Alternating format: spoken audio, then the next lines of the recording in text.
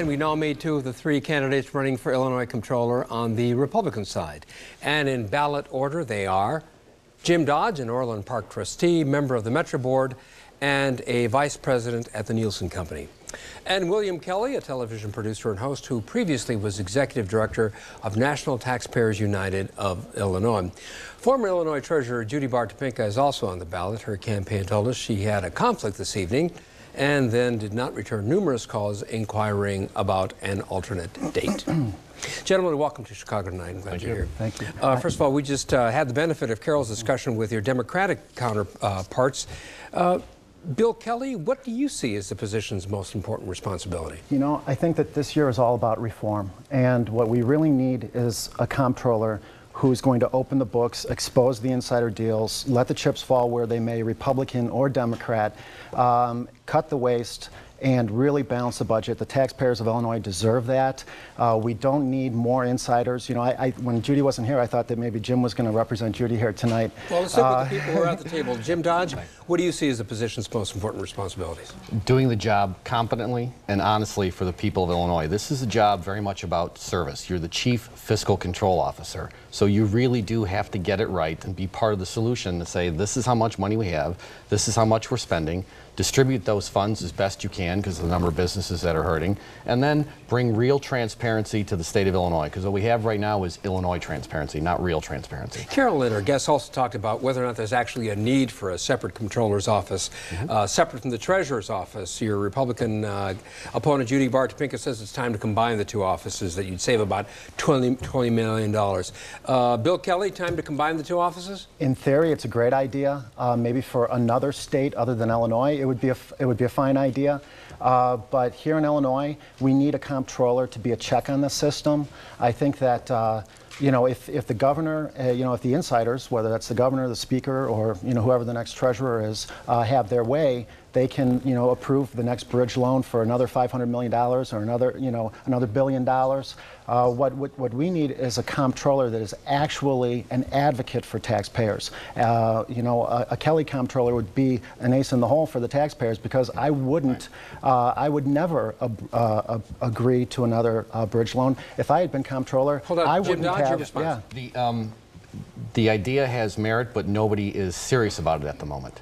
So if you take a look at why they are split, constitutionally they were split for a while, because here's the shocker, there was corruption in Illinois' past. So I think you really do need a check and balance. And quite frankly, the value of a separately elected comptroller is you answer directly to the people, not to the governor, not to the legislature, which is the ultimate source of the funding problem.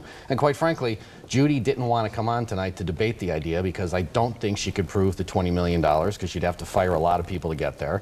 And after you eliminated voicemail, which she's called for, how do you get the work done? There's a practical reality here. How do we get the work done? So I think at this stage, it's a campaign ploy. You know, as I'm listening to the two of you, and having listened to Carol's discussion with the Democrats, what's the difference between how the two of you would run the office and how the three of them would? Well, I think that the reason why Judy didn't have to come here tonight is because she knew that Jim Dodge would do a good job for her. You know, Judy and Jim have basically been conducting a smear campaign against me during this entire campaign. If you go to the State Board of Elections, you'll see that Jim gives money to Judy. That is when he's not giving money to Democrats. Okay, so for people who know about Chicago politics, it's called a stalking horse. It's called a spoiler. The goal is to split the vote.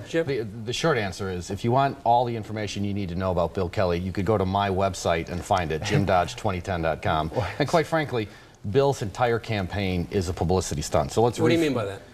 Everything has been orchestrated for short-term hits. Stalking Governor Quinn to be shuttled on by the two security guards that attended his press conference. Come on, that's not a serious. It's not a serious approach to a state that's got a $95 billion. May I respond to that? What I'd really like to know is, first of all, if Jim thinks that that Judy isn't the answer, why would he give her money? The truth of the matter is that you have a very clear choice here: insider, status quo; outsider, reform. In terms of the Pat Quinn issue, I, as a taxpayer, as a business owner here in the city of Chicago, the state of Illinois, I'm disappointed in Pat Quinn. You know, he's always talked about being a reformer, and I know that, you know, in terms of the answers to the problems, I have a very different view. His answer is to raise taxes, spend more money. My answer is to cut taxes. Let's get back to this office. Thank you. Both of you have said that you oppose short-term borrowing. Jim Dodge, does it ever make sense? It would if, and this is where I think current Comptroller Hines was close, but he didn't go all the way with the answer. A better answer would have been, I'm not going to approve this because there is no rational, sane way to get us out of the problems that we're in. So we have a horrible problem right now in Illinois. Structurally unsound budget, $95 billion worth of unfunded pension obligations, all primarily due to bad decision making. So continuing to do short-term borrowing when there's no sane plan to get us out of this mess, that's what I think the message should have been, not simply the no. So you're saying that if there were a sane plan, that short-term borrowing can be a strategic aspect of it, given the long-term plan. Then I think you have the opportunity to level with the voters and say, here's how we're going to solve the problem. The real question in this campaign is, who do you trust to make the real changes that need to be made, the real reforms? The insiders, the status quo, or a reformer, somebody who actually has a proven history of being a conservative, an activist. The one thing that Dan Hines has done very, very well, in my opinion, is he has really demonstrated how important the office of Comptroller truly is. Okay? Dan Hines has more or less bankrupted the state of Illinois as our Comptroller. Okay? Because as Comptroller, he signed off on those bridge loans. But for Dan Hines, we wouldn't have had those bridge loans. If we had had a Kelly Comptroller's office, those bridge loans would never have been signed off on. Jim Dodge, a quick response to that. This again demonstrates Bill's profound ignorance and lack of understanding about governmental finance. You're saying that the Comptroller does not sign off on the checks. To say that Dan Hines put the state of Illinois alone into this financial position, I mean, it's strange credulity. What I'm saying is that he didn't have to sign off on those bridge loans. All right, let's talk about your respective qualifications. Yes. First, Bill Kelly, what in your background has prepared you for this job? You know what? I'm very lucky. I've lived in Chicago my whole life. I've had the benefits of all the educational opportunities. I went to Loyola, studied political science. I watched Chicago Tonight every night, the best education you could possibly have, Phil. And I also have been able to live my dream. I started my own business. It's a production company from scratch. Now it's an Emmy Award-winning production company. It's a fun business, but it's still a business. Accounts payable, accounts receivable. That's what I do in my business. That's what I want to do for the taxpayers of Illinois as Comptroller. And you know what I want to do? I want to do something that nobody... Hold on. I needed a statement of qualifications, and I'd like one from Jim Dodge, too.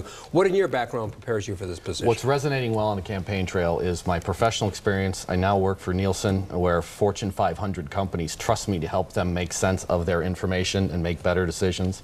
I have an MBA in finance and economics from the University of Chicago, and my record of public service in Orland Park and Metra, where we have structurally sound budgets that are actually balanced, where we're delivering service. Excuse me, don't interrupt, Bill. Where we have structurally sound budgets for both Metra and the Village of Orland Park. That qualifies me for this. Gentlemen, I'm afraid that's where we'll have to leave it. Jim Dodge, William Kelly, thank you both for being here. We appreciate it. And there is more Chicago Tonight just ahead, so stick around.